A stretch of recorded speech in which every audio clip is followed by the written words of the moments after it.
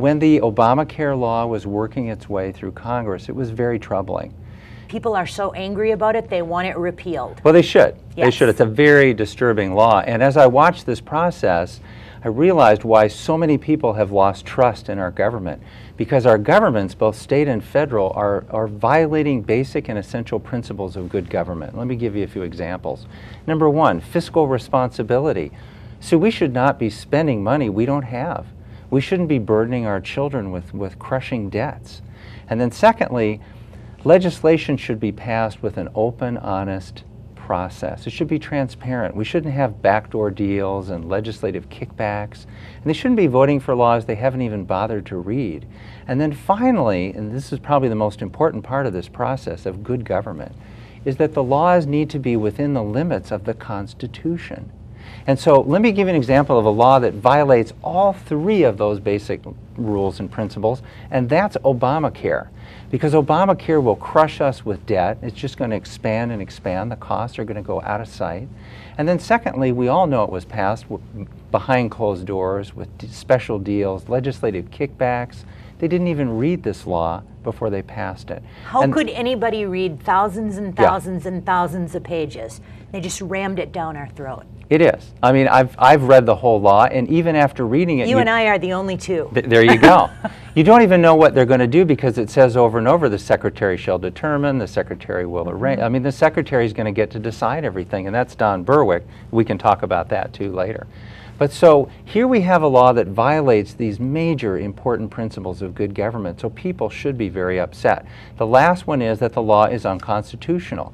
It claims for the federal government extraordinary powers to come into your home and order you to buy products that the government chooses, the government regulates, the government sets the price, and the government will penalize you if you don't. This is an extraordinary new power. There's no legal precedent for that. And everyone agrees that the Supreme Court's going to have to decide this question. And I want to get in BAG so I can join the challenge and stop this terrible law. It also violates the 10th Amendment, which makes independent states sovereign agents.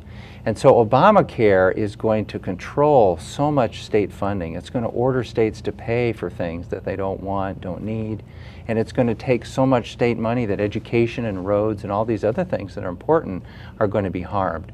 So these are some of the major issues. As I began to see that, and friends started calling me and say, hey, look, you're a doctor lawyer. You're an expert in healthcare policy. You really need to do something about this. You're a litigator. You've litigated in dozens of states. You've worked with attorney generals in various states, which I have. I've served on a state licensing board here in Minnesota, which is something that the attorney general works with. I've actually worked with the attorney general's offices of various states around the country. And so they convinced me to run, that I should step out of my private life for 6 months and do this. And I'm really glad they did. I want to go back to Obamacare because this Obamacare just drives me absolutely crazy. We have 20 or 30 states now who have filed suit against the federal government. They said we've had enough. We want no part of it. Governor Pawlenty said he wanted Minnesota to jump on board. Right. And of course, what does our sitting attorney general say? No way. She wants to sign a friend of the yeah. Yeah, you explain it. She loves Obamacare. She's on record as being very much for and supportive of this law, and she wants to write legal documents to support it.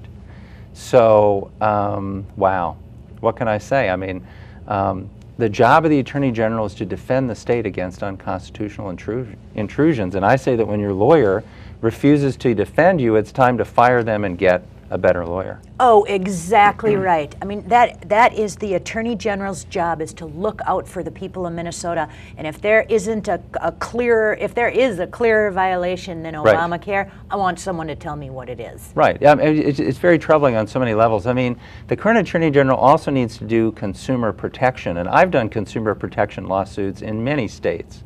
And I've worked with attorney generals in many states on consumer protection issues in healthcare. But there's no more important issue for consumer protection in our state than stopping Obamacare, because we're all consumers of health care. And it's very important that our health care remain the way it is, which is at a very high level. Minnesota is one of the best systems in the country, so we're going to be damaged more than almost any other state when it all gets dumbed down, neutralized, and standardized like Canada, like England. Very unfortunate. We do have trouble in our healthcare system, and these problems can be corrected by free market solutions, which will bring creativity and innovation, which is how we solve most problems in our country.